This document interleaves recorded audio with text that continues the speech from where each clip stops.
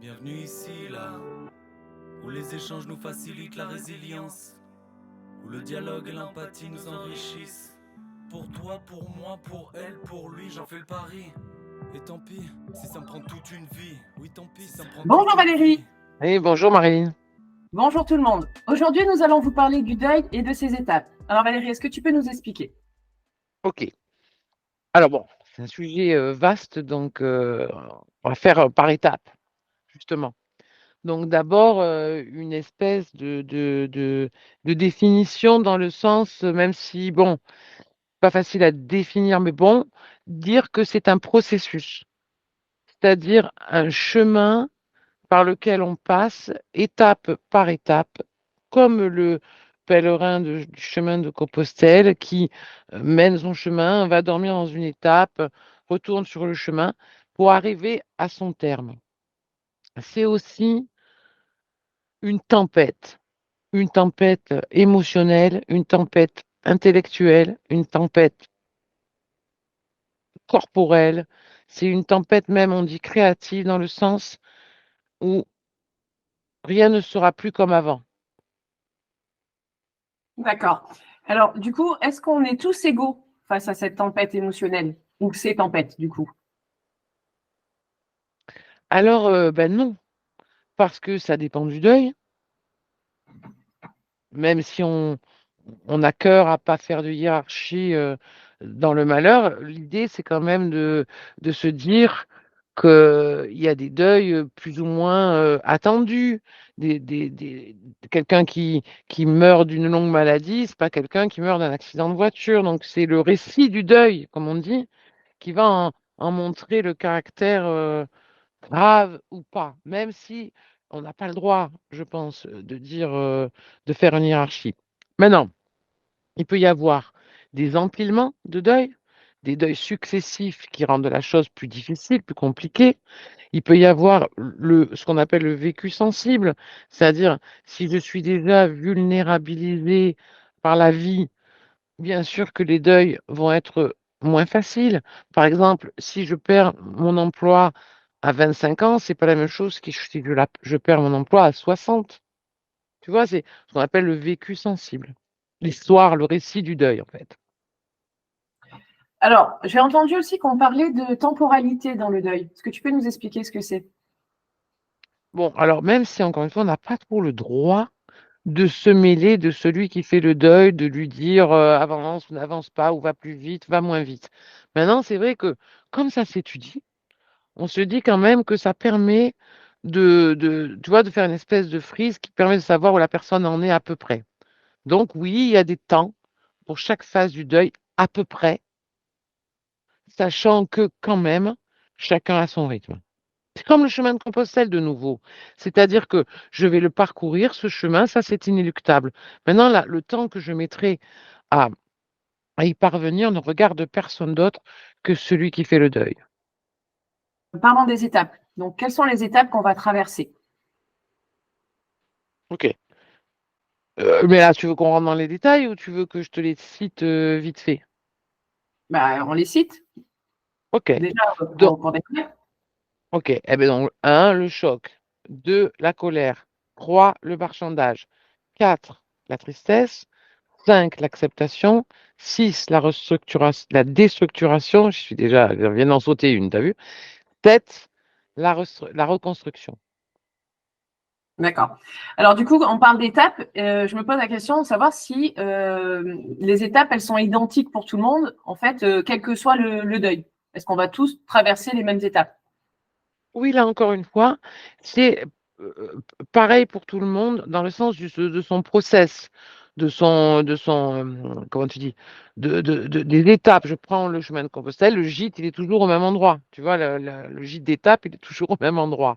D'accord? Après, je le parcourrai plus ou moins vite selon que je sois vulnérabilisé ou pas.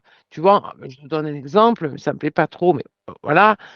Par exemple, on pense que le choc, ça peut durer de quelques minutes à 15 jours, tu vois?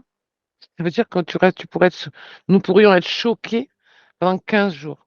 Bon, bah, encore une fois, ça peut être 3 semaines, tu vois? Ou bon, voilà. Alors, du coup, on va reprendre les 7 étapes et on va les expliquer une par une. Donc, la première, Ok, c'est le choc. Donc là, en fait, on parle d'un traumatisme presque indélébile. Là, si tu veux, on prend l'exemple de Ray Charles, par exemple. Donc, ça serait presque quelque chose comme ça qui est gravé. On est marqué au fer rouge, quoi. c'est ça. Le choc, c'est vraiment l'étape de la sidération. C'est pour ça aussi qu'on l'appelle le déni. Moi, je préfère dire choc et que le déni en soit une conséquence. Donc, le choc, c'est cette espèce de traumatisme, de sidération, d'accident de la vie, là, tu vois, c'est une ligne comme ça, pam, c'est une ligne qui se casse comme ça, tu vois. Et, et donc, effectivement, peut-être un déni pour refuser ce truc-là. Tu vois, c'est cette idée d'un avant et d'un après. C'est ça le choc. Bam!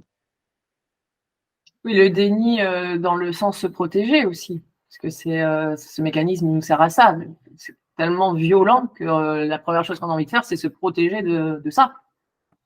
C'est ça. C'est pour ça que tu vois, je préfère dire choc, que le nominer choc, et après dire que le déni, ça peut, parce que tout le monde n'est pas dans le déni non plus. Tu vois? Ça dépend là aussi le deuil. Tu vois, tu peux t'attendre à ce que ton patron te congédie. Donc, du coup, tu feras pas de déni à ce moment-là. D'accord? Oui, Par c'est la contre, question que je voulais te poser sur est-ce par qu'on fait systématiquement du déni? exactement. Donc, l'histoire, c'est qu'on n'en fait pas systématiquement. Et je réponds à ta question avant que tu tu la poses. Tu as vu? Quand on est connectés, toi et moi. L'idée, c'est de dire, plus c'est choquant, brutal, plus ça peut provoquer du déni. Voilà. Et tu vois, on ne peut pas l'appeler comme ça. C'est pas le déni. Non, moi, je suis pas d'accord. C'est le choc. Bam! Je prends un coup de poing dans la figure, en fait. Oui, le déni, c'est je ne veux pas le croire que j'ai pris ce coup de poing dans la figure. C'est ça. Alors donc, pour revenir sur le choc, qu'est-ce qu'on pourrait faire pour que ce choc soit moins difficile pour la personne, pour l'information qu'il a reçue? Qu'est-ce qu'on peut faire? Eh bien, figure-toi que l'annonce est hyper importante. C'est-à-dire la façon dont la personne va recevoir ce choc, inéluctable, la personne va le recevoir, c'est inéluctable. Par contre, la façon qu'elle aura de l'apprendre, la façon que l'autre aura de lui annoncer, aura vraiment une importance pour la suite, en fait, pour provoquer le moins de sidération possible. Tu vois? L'idée, tu sais, dans les images d'Épinal, c'est asseyez-vous. Tu vois, c'est comme si les gens ils disaient ben, je vais te préparer à ce que je vais t'annoncer. Alors, c'est bien et pas bien parce que du coup, la personne, elle sait et à la fois, elle est pressée. Donc, l'annonce, c'est pas trop la faire durer. Tu vois, il y a des choses comme ça. C'est prendre la personne, puis si tu veux, en expliquant. Pour ça que je veux accentuer sur l'histoire du choc et non pas du déni, parce qu'en accentuant sur le fait que c'est un coup de poing, je pense que celui qui l'annonce doit être plus dans la délicatesse de cela. Tu vois? Et surtout, restez là. Restez là le temps que la personne sorte de la sidération. Ce qui peut prendre quelquefois quelques heures. Restez là. Combien de personnes se sont retrouvées tout seules après un choc? Donc, si tu pouvais nous donner ce qu'il faut éviter de faire, justement, donc là, tu dis rester là, mais donc, les choses vraiment qu'il ne faut pas faire quand on fait une annonce? Ben, pas se barrer, le jeter comme ça en pâture et se barrer parce que la douleur de l'autre nous fait peur ou nous chagrine nous-mêmes, comme si c'était une contamination. Chercher surtout à ne pas donner de conseils trop rapides du genre fais ci, fais ça, ou fais pas ci, ou fais pas ça. C'est être vraiment c'est une espèce de personne neutre qui est là, qui peut recevoir tout en fait, qui n'a plus d'ego, plus rien, tu vois, qui va recevoir tout ce que c'est comme tu vois, un choc, c'est comme un essai nucléaire en vrai, hein. Après, ça va faire et la personne solide en face, empathique et pas dans la compassion, mais bien empathique et pas dans une empathie mouillée, on définira ça dans une vidéo, de dire, voilà, je suis solide, vas-y, je reste là, moi, je bouge pas. Je peux me faire très discret, mais je bouge pas. Jamais seul. Combien de gens? Tu n'es pas resté seul, toi, après l'annonce du décès de ta sœur, Marilyn? Ah oui, carrément. D'ailleurs, c'est une période où d'ailleurs, tu te souviens presque de rien, a posteriori, parce que c'est un flou. Tu sais plus si c'est le jour, la nuit, si on t'a parlé, on t'a pas parlé, t'es réveillé ou pas. Enfin, et t'es là, comme ça, t'es en sidération, en fait, hein. T'es Exactement. sidéré et Et t'es seul avec ta sidération. Donc, exactement. c'est ça, quoi. Et tu vois, Marilyn, tu vois, tu fais bien de me rappeler ça, j'avais oublié de le dire. C'est que c'est le VACOG, comme on dit, c'est-à-dire que tu es capable dans ce traumatisme-là. D'ailleurs, les gens le racontent. Dans le choc, tu es capable de raconter comment tu étais habillé, comment était la pièce, comment était le patron qui te dit que, ou ton mari qui te dit qu'il va divorcer, ou que tu te rappelles du choc. C'est fixé dans le visuel, la COG, dans le visuel, dans l'auditif, dans le kinesthésique, dans l'olfactif même, et même dans le gustatif, on pense. C'est-à-dire que tu mâchais un chewing-gum à la menthe, ben, tu t'en souviens, enfin, tu t'en souviens. Le corps s'en souvient. C'est vraiment un traumatisme, d'où l'importance de l'annonce, tu te rends compte? Donc, si on continue sur les choses à éviter, hein, entre guillemets, annoncer quelque chose de cet ordre-là par téléphone, c'est pas une bonne idée non plus. On est d'accord? Ça, je pense que tout le monde le sait quand même. Hein? Voilà. L'idée, c'est pas de se débarrasser. Alors après, c'est pas jugeant quand on dit ça parce que c'est pas facile. La personne qui vient annoncer ça, la pauvre personne quand même, parce que c'est pas simple selon les relations en plus. Donc, on peut comprendre aussi qu'il y ait des gens qui soient pas à même d'être solides, comme tu dis, présents, ne bouge pas, comme une montagne qui est là et tu vois, qui t'accueille. On peut ne pas être préparé à ça aussi. Oui, bah, c'est pour ça que ça s'apprend. Avec, comme tout, ça s'apprend. Alors, pour la deuxième étape, qui est la colère, donc, moi, la question que je me pose, c'est pourquoi on est en colère quand on vient de perdre quelqu'un. On a ce truc d'un coup, on est en colère. Ça paraît pas cohérent. On aurait dire, oh là, j'ai perdu quelqu'un, je pleure. Mais on a une étape où on est en colère. Tu peux nous expliquer pourquoi? Alors, la colère, c'est un sentiment écran. Donc, quand on est en colère, on est plus vivant que quand on est triste. Donc, déjà. Ensuite, la colère, c'est cette idée que pourquoi ça m'arrive à moi? Parce que tu vois, le cerveau, il connaît que lui. Il n'a pas vraiment la morale de se dire que c'est plus grave ce qui est arrivé à l'autre. Sur le coup, hein, ça passe aussi, ça. Et pour le coup, d'ailleurs, on dit que ça dure 15 jours aussi, ça. Ça peut durer 15 jours. Cette idée de dire pourquoi moi, tu sais, avec l'injustice derrière, pourquoi moi, pourquoi ça m'est arrivé à moi, euh, euh, qui est le coupable de cela, tu vois, c'est cette colère d'injustice. D'accord. Donc, c'est un peu.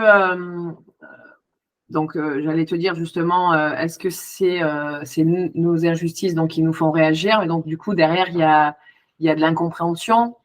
Il y a un peu une espèce de fatalité où je suis maudite. Enfin, c'est un peu ce truc-là. Du coup, tu es en colère parce que pourquoi moi? C'est ça? C'est cette idée-là? C'est ça. Tu as dit les mots, injustice, incompréhension, c'est la colère. Après, il y a des gens qui peuvent être bloqués. On verra quand on parlera des blocages dans la colère. Là, on dit que ça dure 15 jours. Ça peut durer 15 jours. Alors, l'étape 3, c'est le marchandage. Alors ça, moi, ça me fait penser, donc ça vient de marchander, donc ça veut dire négocier. Du coup, je me dis, avec qui on négocie? Qu'est-ce qu'on négocie en fait?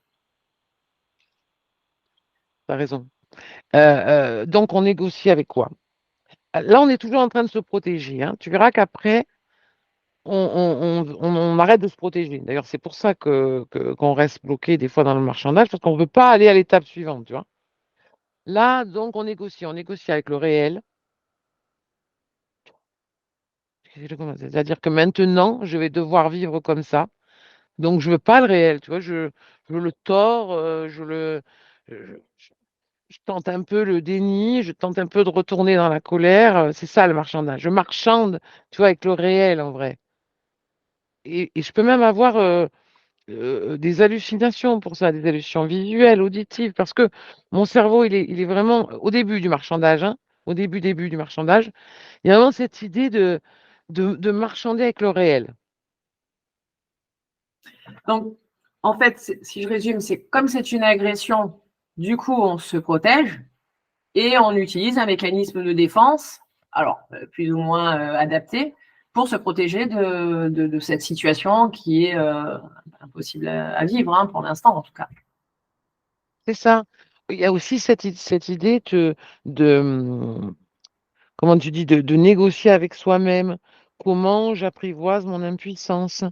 Comment je peux dire, euh, je peux apprendre à accepter, c'est celle d'après, hein, d'après, tu vois, mais comment je peux faire? Alors je commence, si j'avais pu, si j'avais su, tu sais, c'est le moment des si. Beaucoup de culpabilité aussi. Bon, on verra de toute façon ça dans toutes les étapes que le pire ennemi, c'est la culpabilité. Ça, je vais le répéter parce que c'est important. Cette idée, tu vois, voilà, de, de négocier avec le réel et avec soi. Alors l'étape d'après, c'est l'étape du chagrin. Donc là, c'est vraiment la grande tristesse. Bon, bah, tu peux nous en parler. OK. Donc, c'est là qu'on cesse de se protéger. C'est-à-dire, pour ça qu'on reste bloqué dans le marchandage. On ne veut pas y aller dans cette étape. Tu vois, c'est l'étape de chemin de Compostelle, je ne sais pas, la plus longue, la plus caouteuse, tu vois. Donc, il y a dans cette étape du chagrin, on accepte de cesser de se protéger, tu vois. Donc, on sait que c'est la fin, en fait. C'est vraiment la renonciation, c'est sentir le vide, c'est vraiment, c'est vraiment cesser de se protéger. C'est un peu comme si on était arrivé à cette étape-là, tu vois. Donc c'est triste, c'est beaucoup de tristesse. Ouais, c'est la fin de l'histoire. Et alors, du coup, on lit beaucoup dans cette étape que on parle de dépression. Alors, moi, j'aime bien dire quand on est en dépression, ça veut dire qu'on n'a pas de pression. Donc, c'est là où il faut arrêter de demander aux gens de se bouger, hein, parce qu'ils n'ont pas de pression. Et donc, c'est vraiment dans cette période-là où, bon, on le disait tout à l'heure, hein, ça peut être le lit des maladies, mais c'est une période, enfin, si je prends mon exemple, où, où on a l'impression qu'on est en pause et que bah, on est en train de digérer, en fait, hein, peut-être on peut dire ça, vraiment toutes les étapes d'avant et tout ce qu'on a vécu. Et c'est comme si on allait au fond du puits, en gros, hein, et vraiment, on se laisse vraiment aller, on arrête de résister, de s'accrocher aux branches, et dans l'idée de se préparer, comme on dit qu'on est au fond, bah, forcément, on va remonter. C'est un peu ça, on peut dire, sur cette étape. C'est ça, c'est ça, on se laisse couler. Tu as raison de dire ça. On se laisse couler, en fait. D'ailleurs, c'est pour ça, qu'encore une fois, que c'est effrayant. On a l'impression que ça ne va jamais s'arrêter, la chute. Tu vois? Et c'est la partie peut-être la plus effrayante et celle à accompagner avec le plus comment dire, de délicatesse possible. Ne serait-ce que par la présence, sans forcément faire des discours ou justement, aux personnes qui sont en dépression, bah, bouge-toi, fais ci, fais ça, reprends ta vie, C'est etc., ça. etc. Celle d'après, l'acceptation. Alors l'acceptation, du coup, quand on entend acceptation et quand on est en période de deuil, on se dit, mais est-ce que l'inacceptable va être accepté un jour? C'est un peu ça. Est-ce qu'il y a un bout du tunnel? Moi, c'est vraiment ça, comme ça que je l'ai vécu. Donc, explique-nous pourquoi on parle d'acceptation. Oui, d'ailleurs, c'est pas accepter l'inacceptable, parce que ça s'accepte pas, tu es d'accord avec ça. Non, c'est accepter le réel, accepter que j'ai changé, accepter que je vais vivre sans, accepter que j'ai été obligé de muter. J'ai muté sans qu'on me on m'a obligé à muter.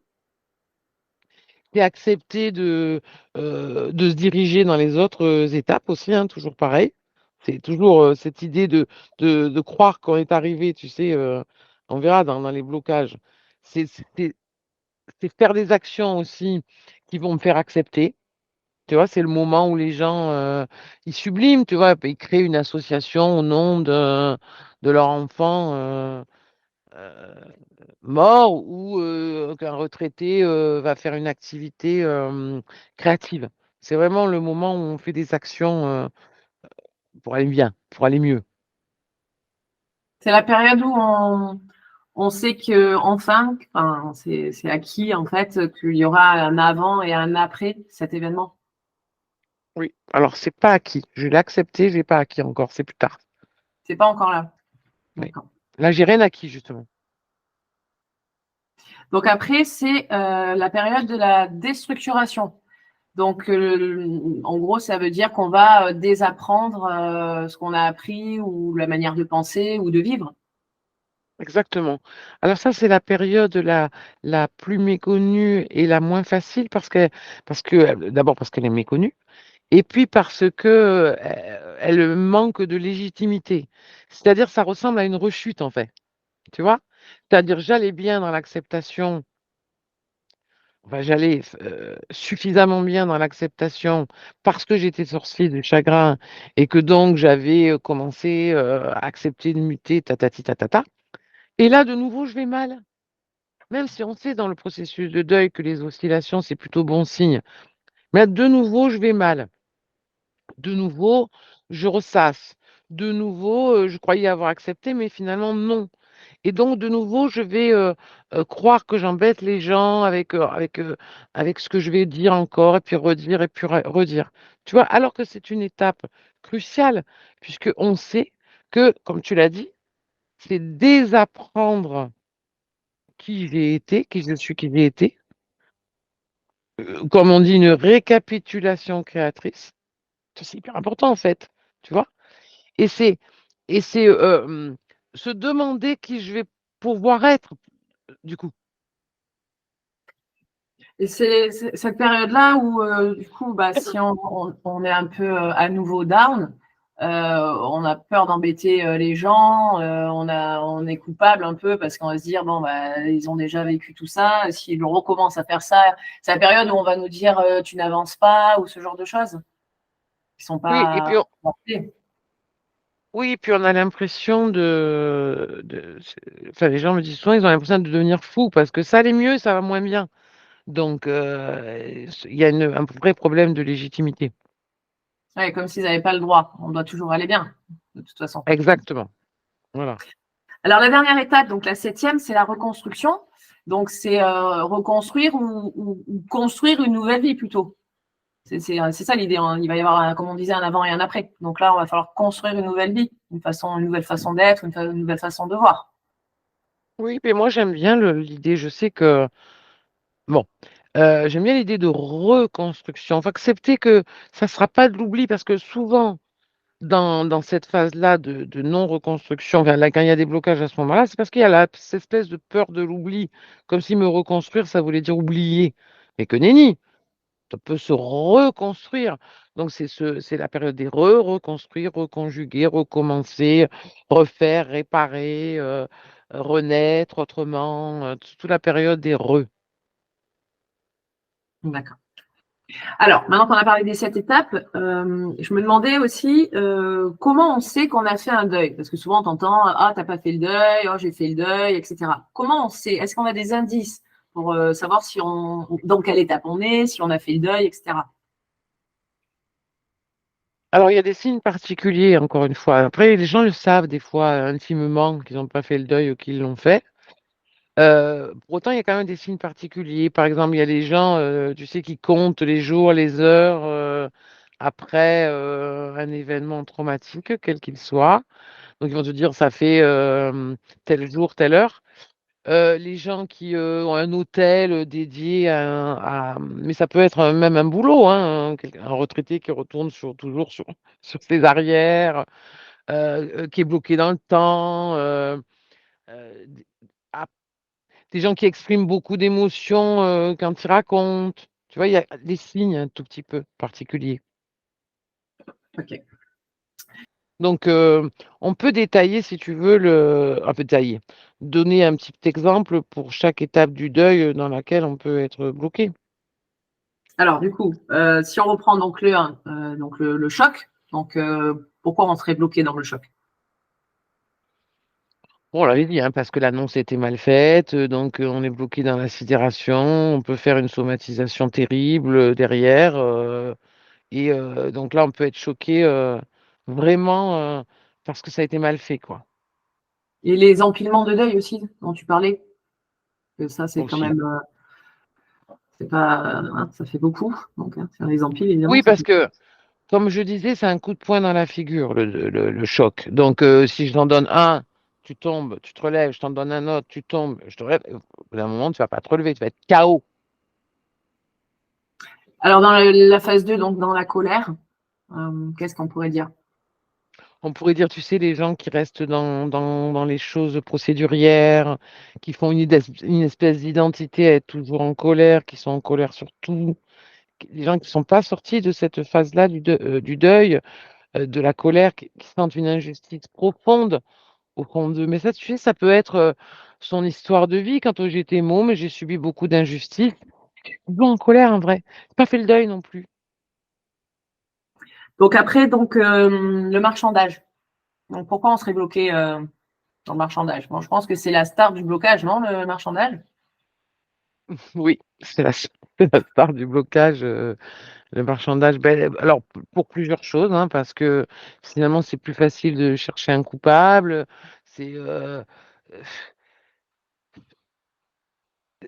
enfin, moi je suis persuadée que quand on se bloque dans le marchandage, qui est encore une fois très courant, c'est parce on n'arrive pas.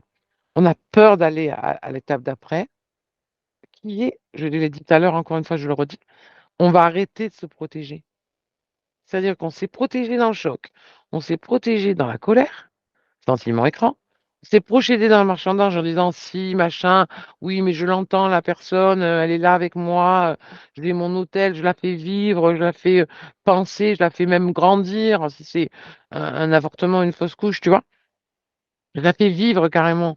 Donc, du coup, je veux pas aller dans la finitude du chagrin. Alors, pour le chagrin, donc l'étape 4, qu'est-ce qu'on pourrait dire qui nous bloquerait pour sortir de cette grande tristesse?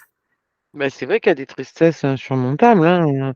Je pense qu'il est juste de le respecter, hein, quand même, hein. Après, oui, c'est l'étape de blocage la plus problématique parce que quelqu'un qui reste à terre,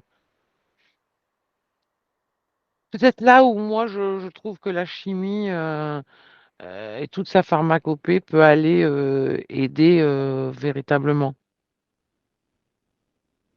Oui, donner une béquille pour surmonter. Voilà. Donc ensuite, il y a l'acceptation. Alors, ça paraît bizarre de dire est-ce qu'on est bloqué dans l'acceptation? Parce que la définition du mot acceptation, c'est accepter. Donc, pourquoi on dit qu'on pourrait rester bloqué là? Ben, parce qu'on ne connaît pas les étapes d'après. Tu vois, on se dit, ben voilà, j'ai accepté et c'est bon, ben, je suis arrivé. Tu vois, c'est comme si j'étais parti sur le chemin de Compostelle, mais je me suis arrêté en chemin. Tu vois, alors qu'il y a d'autres étapes après. C'est pour ça que souvent, d'ailleurs, les gens disent, ben oui, j'ai accepté, donc j'ai fini mon deuil. Mais que nenni, encore une fois. C'est-à-dire qu'il te reste à te déstructurer, c'est-à-dire à te mettre en ruine, là, comme on disait tout à l'heure. Ça aussi, c'est pas trop, on n'a pas trop envie d'y aller, hein, t'as vu? Et ensuite, à te reconstruire quand c'est possible, hein? Quand c'est possible, évidemment, si on a perdu un enfant, on dit, ben, on ne pourra jamais le remplacer. Oui, et à la fois, on pourra sublimer en faisant une- de sa vie quelque chose de créatif. Oui, comme une association pour une maladie particulière ou les accidents de la route ou ce genre de choses. Exactement, ou militer, rendre, tu sais, les gens disent souvent cela quand ils ont perdu un enfant, qu'il ne soit pas mort pour rien. Alors, ensuite, c'est la déstructuration. Donc, qu'est-ce qui nous bloque là? Alors là, si tu veux, c'est quand même une différence. C'est un peu comme le marchandage. Il y a une priorité de la star, c'est le marchandage, et la deuxième, c'est celle-ci. Tu vois? C'est où on va dire, comme on se sent pas légitime, qu'on se sent incompris par les autres qui reçoivent des mais je comprends pas, tu allais mieux là, tu allais au cinéma, mais pourquoi tu vas mal à nouveau? C'est tellement euh, euh, incompréhensible pour soi et pour l'autre que du coup, ben, on peut bloquer là parce que un peu de nouveau par sidération, en vrai, tu vois? Et comme si on s'autorisait pas à être à nouveau mal, à nouveau avoir besoin d'autrui, à nouveau à être en colère, à pleurer, enfin tout ça quoi, à recommencer quoi. C'est ça. Donc, on voit bien que, donc on l'a évoqué plusieurs fois, que la méconnaissance des étapes, notamment après l'acceptation, hein, parce que c'est vrai que quand on dans la littérature, on voit bien que ça s'arrête à l'acceptation. Ça nous dessert hein, pour avancer dans ce cheminement, tout comme le fait d'être bien ou pas accompagné. Est-ce que tu peux nous parler un petit peu de l'accompagnement? Oui, alors on a décidé de faire une deuxième vidéo justement consacrée à cet accompagnement interne et externe, c'est-à-dire je suis un bon accompagnement pour moi-même et je suis un bon accompagnant pour celui qui vit un deuil, tu vois, en considérant que quand on est sur le chemin de Compostelle, oui, des fois on peut avoir mal aux pieds, on peut s'arrêter un jour de plus à l'étape, tout ça, mais en considérant quand même que tant qu'on n'est pas arrivé à l'étape de reconstruction, bah, c'est qu'on n'est pas arrivé à la fin, tu vois. Très bien. Ben, les amis, merci de nous avoir écoutés. Donc, vous nous retrouverez donc sur la seconde vidéo pour parler donc de l'accompagnement. Valérie, tu as quelque chose à rajouter? Rien à rajouter, Marilyn. Eh bien, on vous dit à bientôt. Merci beaucoup. Et n'oubliez pas de vous abonner. Au revoir. Où le dialogue et l'empathie nous enrichissent. Pour toi, pour moi, pour elle, pour lui, j'en fais le pari. Et tant pis, si ça me prend toute une vie. Oui, tant pis, si ça me prend toute une vie.